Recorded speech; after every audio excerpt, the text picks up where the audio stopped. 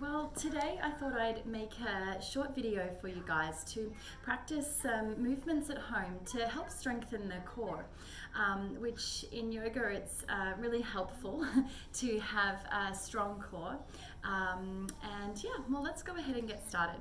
So I thought it might be nice to warm up with some cat-cows. So I'll just talk you through this movement. So coming into an all fours position, and my knees are hip width and knees are traveling under hips. My wrists are stacked underneath my elbows and shoulders. And I've got a gentle pressing down through the hands, which is going to help lift me up and maintain stability through the shoulders so that I'm not dumping down into my joints. So go ahead and inhale here and tilt the pelvis so the sit bones are pointing up to the sky, and send the chest and heart forward. And the belly is loose in this position, so not switched on at all.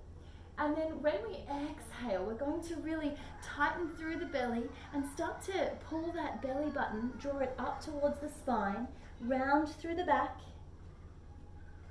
Inhale and let the belly be loose. Send that chest and heart forward. Exhale and round. Now squeeze everything in. One more time. Inhale, let the belly be loose. And exhale. Tuck in that tailbone, round the spine, and squeeze the belly. Nice. And you can do this movement as much as you like to feel nice and warm through that belly. And then staying on your hands and knees, you can come through some movements here. So we can inhale and stretch the right arm out. Exhale and draw it in. Now it's that same movement as our cat position. So I'm rounding through my spine. I'm squeezing and hugging everything in. Belly is switched on. Inhale out. And exhale in. And I would do maybe 5 or 6 of those, and then coming to the other side. Inhale. Exhale, round and pull everything in. Tighten the belly. Inhale out. And round through the spine. Hug the elbow into the belly. Nice. And continue with a few more of those. And if that felt okay and you're ready for some more, you can extend one arm out long, and then the opposite leg comes out long. So there's a little bit of glute work here too. But this will just be, remember on the exhale we come in, this will just be a little bit stronger for the core as there's a bit more balance involved. So we're inhaling out and we're exhaling, rounding, drawing the elbow to the knee. One more time on the side. Inhale.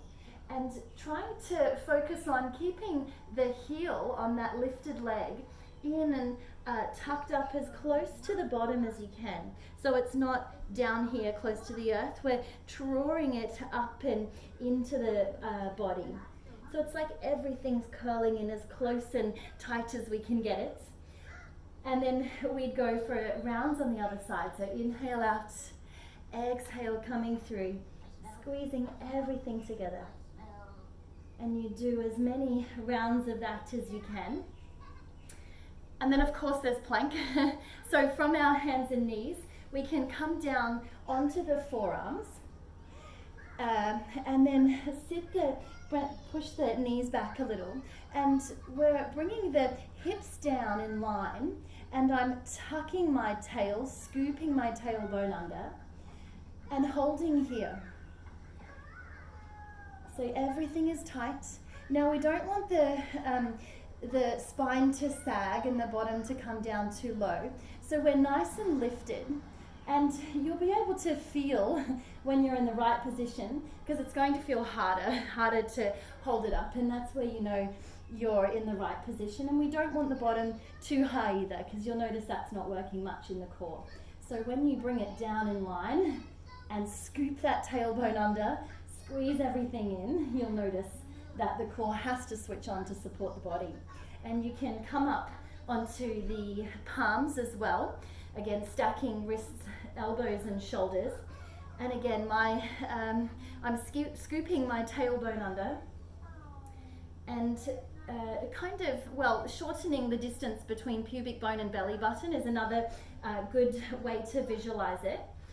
And that's a nice half plank position there. And of course there's the option of coming up onto the toes, which is stronger. So in this position again, I'll just scoot forward a little. We want to make sure that we're not dropping down and having that sway back, which is not really working my core much at all. It's just putting pressure on my lower spine. So some integrity, pushing down through the palms, scooping that tailbone under so I don't have a tilt. I'm pressing tailbone under and through, and that's going to switch on my core a lot.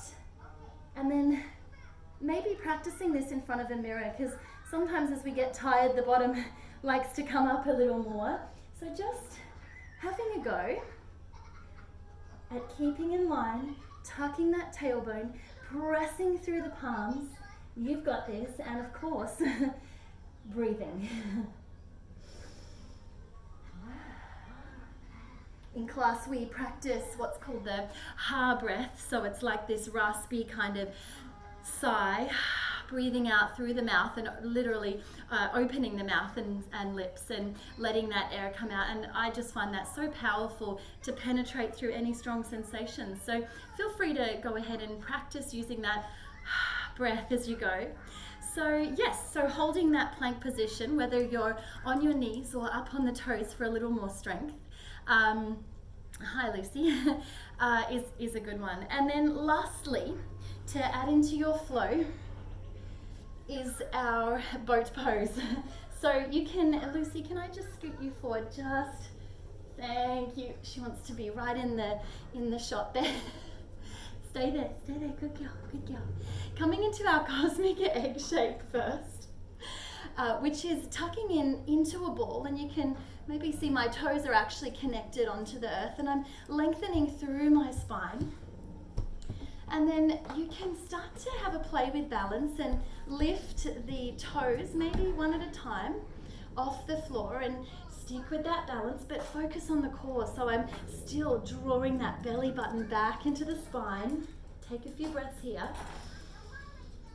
And then when this feels okay, you can start to extend the shins parallel with the floor and catch a hold of the backs of the thighs to start. And you'll notice I'm not rounding and coming back with the spine. I'm nice and lifted, and my chest and heart space is open. And maybe this is enough, so stick with just breathing in here, feeling that belly button pressing back and drawing back into the spine. Or maybe have a play with lengthening one hand out, keeping that spine long, other hand out, and you'll notice this is a lot stronger. So just breathing in here, and maybe having a play with lengthening one leg long, other leg might lengthen one at a time. And when you're up for it, you can have a play with lengthening both. And remember that wobbles are totally fine and all part of the practice, but trying to keep that spine lifted. All right, I think that just about does it. That's a nice strong workout for you to practice at home, and take any of those options that you need, and just have fun with it. Any questions, please ask. Thanks for joining me. Namaste.